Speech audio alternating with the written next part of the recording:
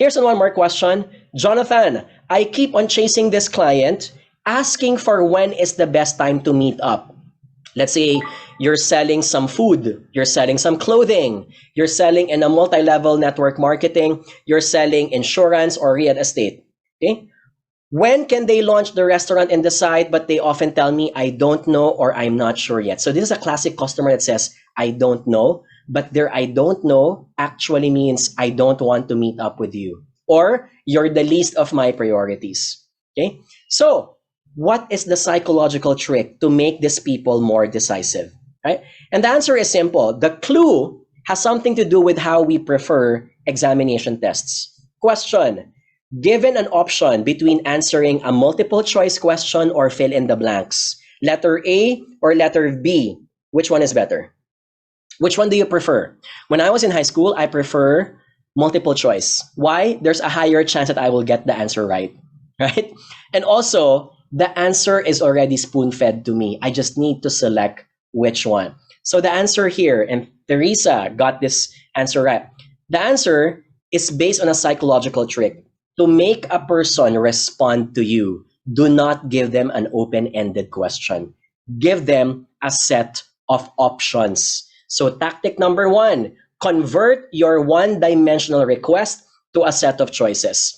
I'll give an example. One of my favorite psychological studies is when a group of parents were asking their children to water their plants. And in their experiment, they were asked to convert that request into a set of options. So some of the parents would say, could you please water the plants in the morning? Or is it okay if you water it in the afternoon? Which one is best for you? Or say something like, John, I'll take care of the dishes. Could you do the plants for me? Or do you prefer to wash the dishes instead? In that experiment, when you ask the person to do the task, those who are given the option were likely doing the task by 30% more. Why? Giving people options gives them the illusion that something is already made for them, right? It gives them the illusion that either they don't have a choice and they just need to press the button at the end of the day. So rephrase your statements if you're talking to customers. John, let's ground this in reality. How does this look like when I'm engaging my customers? So when you send an email or when you send a text, and mind you, it's a very short sentence, right? An example, by the way, before I do that, I'll give you one more example just to prove to you that this works in real life. Remember Windows, every time they ask you to download a new software because they are upgrading it. So here's a screenshot of upgrading to Windows 10. It gives you two options, upgrade now or upgrade tonight.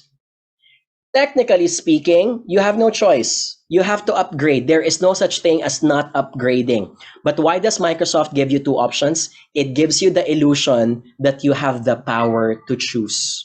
It gives you the illusion that you have the liberty and the freedom to decide when in fact you don't have. And most of the time, people will click one option. How does this look like now in real life, in the corporate world? So consider converting your request to a set of choices. When you're asking for a call, right? So you're asking for a call. For those who may not be familiar, a call in sales lingo is an interaction between you and a customer.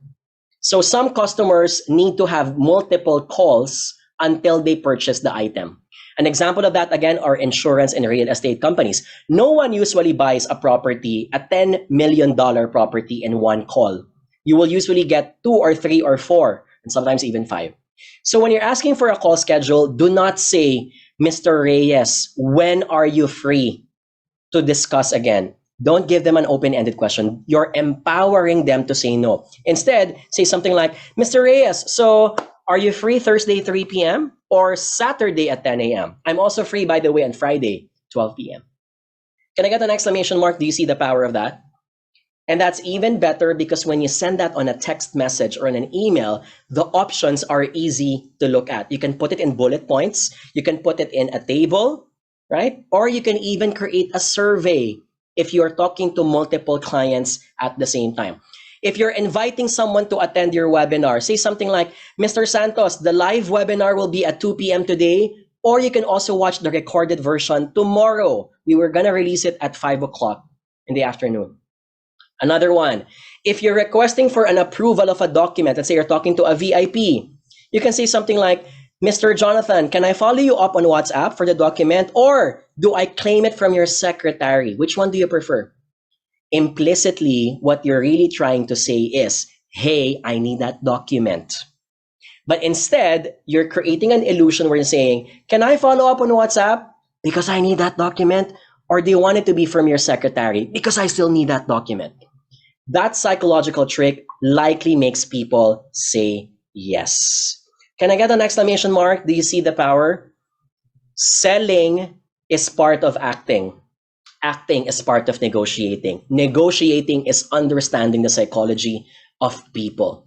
And by the way, even if we're talking about chats and emails, this is applicable even when you're talking to someone face to face.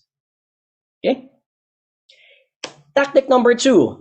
When you are asking someone to decide, here's one more way. Don't just make them decide. Serve a recommendation. Because when you give them a recommendation, psychologically, you know what happens? Likely they choose the recommendation that you give. Here's another example of a screenshot from Windows. Do you notice that every time you have to download a Windows software, it has 2 options? It has option 1, yes, do this automatically, or letter B, no, let me choose what to do. But it will always have that word that says recommended. This is not only in Windows, it's also visible, for example, in Lazada and Shopee. Every time you're looking at different options of colors, flavors, or sizes, there's always going to be that option where they will indicate it as bestseller option, most chosen option, recommended option. Sometimes they're not even real. But when you indicate that, it gravitates, the eyes of the person gravitate towards it.